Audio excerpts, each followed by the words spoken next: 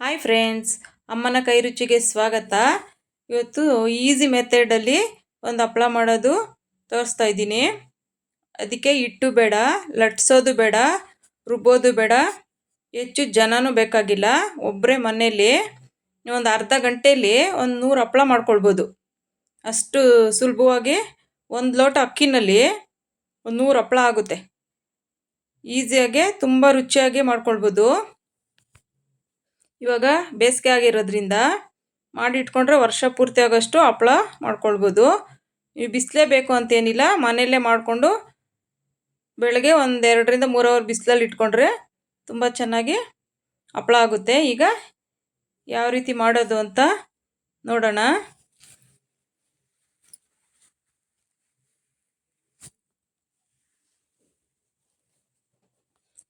ಈಗ ನೋಡಿ, ನಾನು 1 ಲೋಟ ಅಕ್ಕಿ ತೊಗೊಂಡಿದ್ದೀನಿ. ಅಂದರೆ 5ರಿಂದ 6 ಗಂಟೆಗಳ ಕಾಲ ನೆನಿಬೇಕು ಅಕ್ಕಿ. ಅಕ್ಕಿ ನೆಂದಷ್ಟು ತುಂಬ ಚೆನ್ನಾಗಿ ಬರುತ್ತೆ. ಚೆನ್ನಾಗಿ ತೊಳೆದಿಟ್ಕೊಳ್ಬೇಕು ಅಕ್ಕಿ. ಈಗ ನೆಂದಿದೆ ನೋಡಿ, ನೀರು ಬಸ್ದು ನೋಡಿ, ಈ ಲೋಟದಲ್ಲಿ 1 ಲೋಟ ಅಕ್ಕಿ ಹಾಕಿದ್ದೀನಿ. ನೀರು ಬಸ್ದು ಇಟ್ಕೊಂಡಿದ್ದೀನಿ ನೋಡಿ. ಈ ಥರ ಪ್ರೆಸ್ ಮಾಡಿದ್ರೆ ಹಾಗೆ ಸಾಫ್ಟಾಗಿ ಇದಾಗಬೇಕು, ಆ ಥರ ನೆನಿಬೇಕು ಅಕ್ಕಿ. ನೋಡಿ, ಕುಕ್ಕರಲ್ಲಿ ನೀರು ಇಟ್ಕೊಂಡಿದ್ದೀನಿ. ನೀರು ಕಾದಿದೆ. ಇಲ್ಲಿ 1 ಲೋಟ ಅಕ್ಕಿಗೆ ಕರೆಕ್ಟ್ ಅಳತೆ 10 ಲೋಟ ನೀರು ಹಾಕಿದ್ದೀನಿ.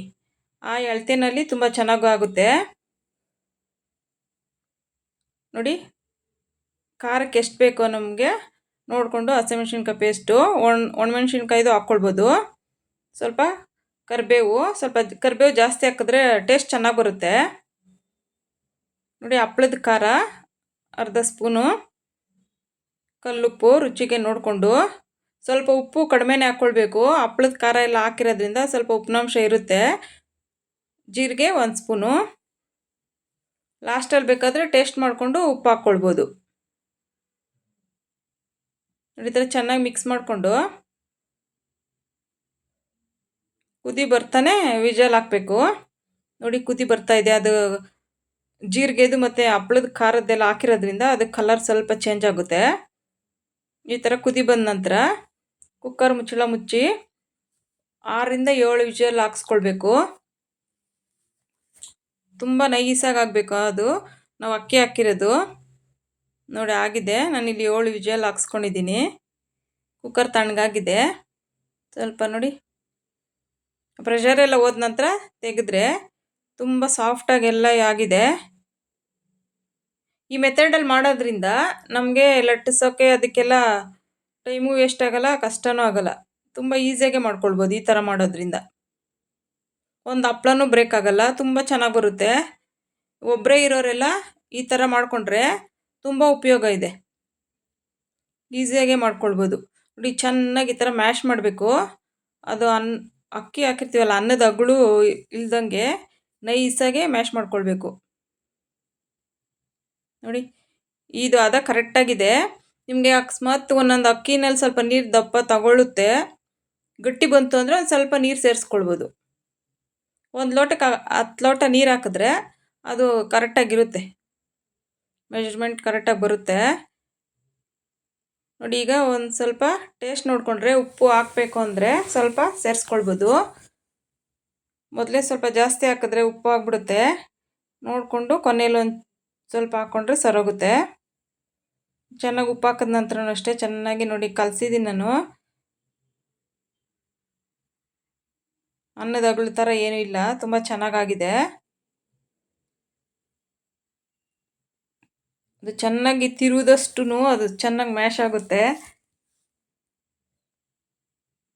ಅದೂ ಅಷ್ಟೇ ಕರೆಕ್ಟಾಗಿದೆ.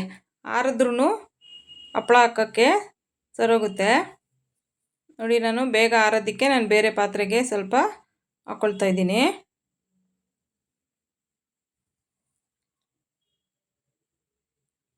ಪೂರ್ತಿ ತಣ್ಣಗಾದ ನಂತರನೇ ಹಾಕ್ಕೊಳ್ಬೇಕು. ಒಂದು ಅಗಲ ಪಾತ್ರೆಗೆ 1-2ಕ್ಕೆ ಹಾಕ್ಕೊಂಡ್ರೆ ತಣ್ಣಗಾಗುತ್ತೆ ಬೇಗನೆ ನೋಡಿ. ಈ ಹದ ಇದ್ದರೆ ಚೆನ್ನಾಗಾಗುತ್ತೆ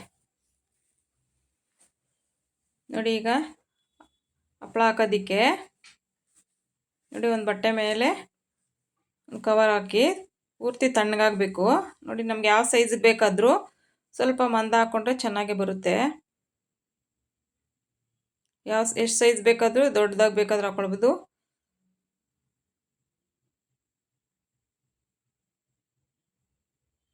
ಈಸಿಯಾಗಿ ಮಾಡ್ಕೊಳ್ಬೋದು. ಇದು ಲಟ್ಟಿಸ್ಬೇಕು ಮತ್ತು ಜನ ಸಹಾಯ ಬೇಕು ಏನಿಲ್ಲ.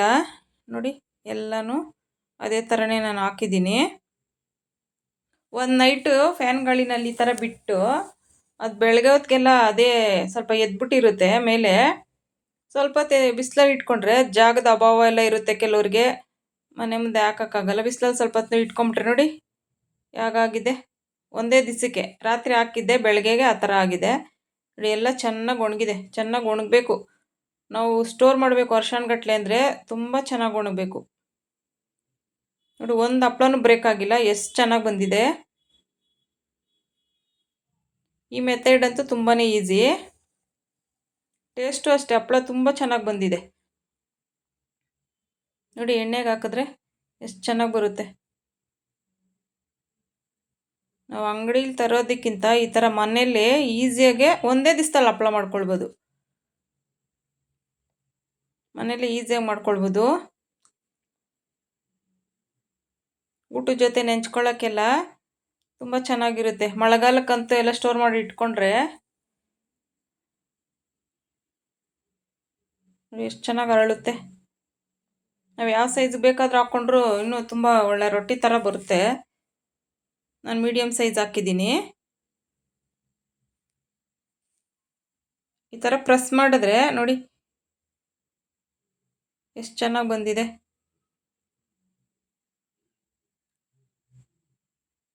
ಮಕ್ಕಳಿಗೆಲ್ಲ ಕೊಟ್ಟರೆ ತುಂಬ ಇಷ್ಟಪಟ್ಟು ತಿಂತಾರೆ, ಅಷ್ಟು ಚೆನ್ನಾಗಿರುತ್ತೆ ನೋಡಿ. ಪ್ರೆಸ್ ಮಾಡಿದ್ರೆ ಎಷ್ಟು ಚೆನ್ನಾಗಿ ಬ್ರೇಕ್ ಆಗುತ್ತೆ.